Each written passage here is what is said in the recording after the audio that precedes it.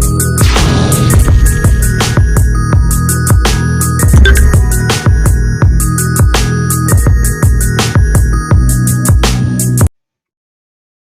दोस्तों, योगी क्लासेस में एक बार फिर आपका स्वागत है। आज हम पढ़ेंगे भारतीय संविधान की विशेषताएं। इससे पहले हम 3 वीडियो बना चुके हैं और ये मेरा चौथा वीडियो है। तो आई होप आपने वो 3 वीडियो पढ़ लिए होंगे और हम आज पढ़ेंगे भारतीय संविधान की विशेषताएं। तो चलो शुरू करते हैं। भारतीय संविधान में हमारे राष्ट्र का उल्लेख किन नामों से किया गया? ये किया गया है India that is Bharat, Bharat अर्थात इंडिया। भारतीय संविधान में किस प्रकार के शासन प्रणाली की व्यवस्था की गई? तो कौन सी की गई थी? ये की गई थी संसदात्मक। संसदात्मक शासन व्यवस्था में विधायिका का कार्यपालिका पर निरंतर होता है। नेक्स्ट, अध्यक्षात्मक शासन प्रणाली का आधारभूत तत्व क्या है? ये एकल कार्यपालिका है। भारत की संसदीय शासन प्रणाली एवं ब्रिटेन की संसद शासन प्रणाली के मध्य अंतर का मुख्य बिंदु कौन सा है? ये न्यायिक समीक्षा। भारत का संविधान परिसंघीय है। ये किससे निर्धारित होता है? ये होता है केंद्र और राज्यों के मध्य शक्तियों का वितरण। जी, भारतीय संविधान के मूल जो तत्व हैं या उनसे संबंधित हैं वो हैं समानता, तत्व, संप्रभुता, समाजवादी, पंथ निरपेक्ष, लोकतांत्रिक स्वतंत्रता। नीति निर्देशक तत्वों तथा मूल अधिकारों को संविधान की आत्मा किसने कहा? ये कहा है ग्रैनविल ऑस्टिन। मूल संविधान में कुल कितने अनुच्छेद और कितनी अनुसूचियां थीं? तो ये थी 395 अनुच्छेद और 8 अनुसूचियां थीं। सर्वप्रथम कांग्रेस के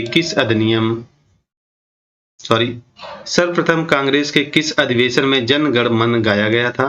कोलकाता अधिवेशन वर्ष 1911 में।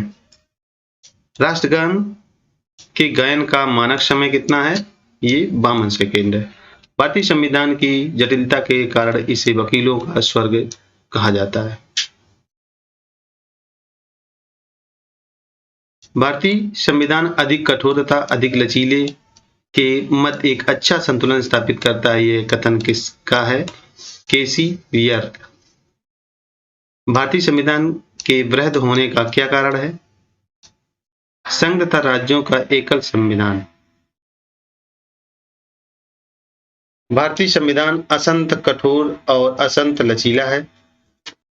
अपनी राष्ट्रवादी प्रतिक्रिया में भारतीय संविधान के निर्माताओं ने अल्पसंख्यकों के हितों तथा भावनाओं के महत्व को कम करके आंका है। यह कथन किसका है? आइवर जेनिक्स जी का है।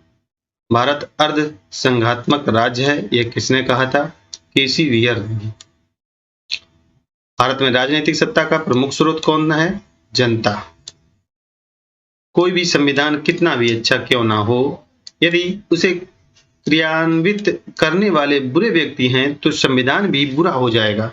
ये किसने कहा था? ये डॉक्टर भीमराव अंबेडकर साहब ने कहा था। संविधान को संघात्मकता के तंग ढांचे में नहीं ढाला गया है, ये भी डॉक्टर भीमराव अंबेडकर ने ही कहा था। भारत की स्वतंत्रता के बाद भारतीय राष्ट्रीय कांग्रेस को एक राजनीतिक दल के रूप में भंग कर दिया जाना चाहिए। यह सुझाव किसने दिया था? ये महात्मा गांधी जी ने दिया था सुझाव। भारतीय संघवाद को सहकारी संघवाद किसने कहा? जी ऑस्टिन ने कहा। अध्यक्षात्मक शासन प्रणाली में कार्यपालिका की समस्त शक्तियां किसमें निहित होती हैं? राष्ट्रपति में निहित होती हैं। मौलाना अबुल कलाम आजाद ने संविधान सभा में वयस्क मताधिकार को 15 वर्ष के लिए स्थगित करने की बात की थी। भारत का राष्ट्रीय पशु कौन सा है? बाघ। ये सभी को पता है। भारत का राष्ट्रीय पुष्प कमल, राष्ट्रीय पक्षी मोर। भारत का राष्ट्रीय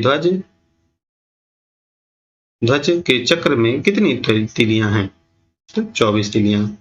एस आर बोमई भारत संघवाद 1994 में उच्चतम न्यायालय ने कहा भारतीय संविधान एक परिसंघात्मक संविधान है। जी। 7वीं अनुसूची के प्रमुख विषय, जो कि एग्जाम व्यू से बहुत इंपॉर्टेंट है। अभी तक आपने मेरे चैनल को सब्सक्राइब नहीं किया है तो प्लीज सब्सक्राइब कर लीजिए। तो चलिए शुरू करते हैं। भारतीय संविधान के अंतर्गत सिविल प्रक्रिया संहिता किस सूची का विषय है? ये समवर्ती सूची का विषय है। जनसंख्या नियंत्रण और परिवार नियोजन तथा आपराधिक मामले भारतीय संविधान की समवर्ती सूची में सम्मिलित हैं। शिक्षा किस सूची का विषय है? ये समवर्ती सूची का विषय है। शिक्षा जो है हमारी वो समवर्ती सूची में आती है। शिक्षा प्रारंभ में राज्य सूची का विषय था। इसे 42वें संशोधन 1976 द्वारा समवर्ती सूची में स्थानांतरित किया गया था। भूमि सुधार किस सूची के अंतर्गत शामिल है? ये राज्य सूची। रेलवे पुलिस किस सूची का विषय है? ये राज्य सूची का विषय है।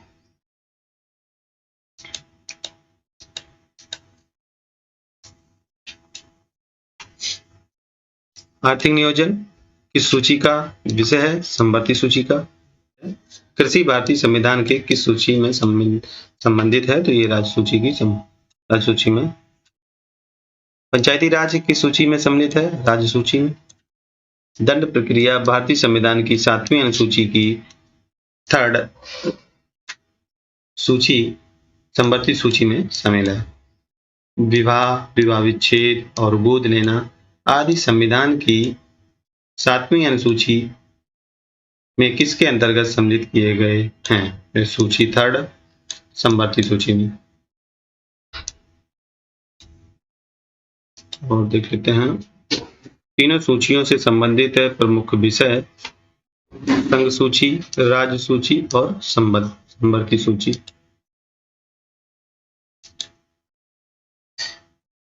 प्रतिरक्षा, इस संघ सूची को देख लेते हैं। संघ सूची में क्या क्या आता है?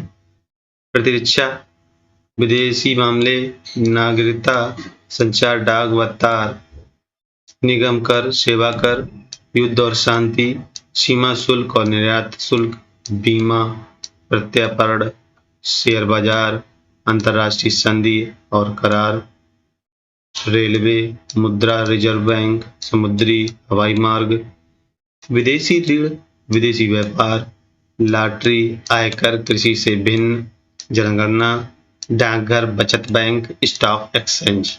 ये सब संघ सूची के विषय हैं। राज्य सूची के विषय देख लेते हैं। राज्य सूची में लोक व्यवस्था, पुलिस, रेल व ग्रामीण पुलिस सहित कारागार, भूमि, स्थानीय स्वशासन, प्रादेशिक लोक सेवा, लोक स्वास्थ्य, बाजार एवं मेले, सट्टा, जुआ, कृषि भूमि पर संपदा शुल्क, पशुपालन, सिंचाई, कृषि आयकर पर कर, गैस, शराब, मनोरंजन, भू राजस्व या लगान, विद्युत पर कर, पथ कर जिसे टोल टैक्स कहते हैं, प्रति व्यक्ति कर, विलासिता की वस्तुओं पर कर आदि। ये सब राज्य सूची के विषय हैं। हम समवर्ती सूची के विषय देख लेते हैं किस प्रकार हैं। दंड विधि, प्रक्रिया विधि, आर्थिक व सामाजिक योजनाएं, शिक्षा, वन, विवाह व विवाह विच्छेद, कारखाने, मजदूर संघ, खाद्य पदार्थों और उन्हें पदार्थों में अपमिश्रण, जनसंख्या नियंत्रण, परिवार नियोजन, न्याय प्रशासन, संपत्तिकार्जन व अधिग्रहण, विद्युत, बांट माप, वन्य जीव जंतुओं का संरक्षण, समाचार पत्र, पुस्तकें, स्वच्छता और औषधालय, औद्योगिक विवाद, उत्तराधिकार, विधि, वृत्ति, चिकित्सा वृत्तियां, कीमत नियंत्रण, जन्म मरण पंजीकरण आदि।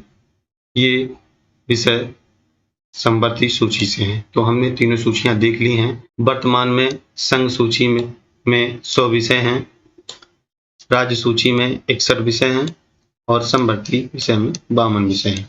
इम्पोर्टेंट है, बहुत पूछा जाता है, तो आप उसको ध्यान रखेंगे।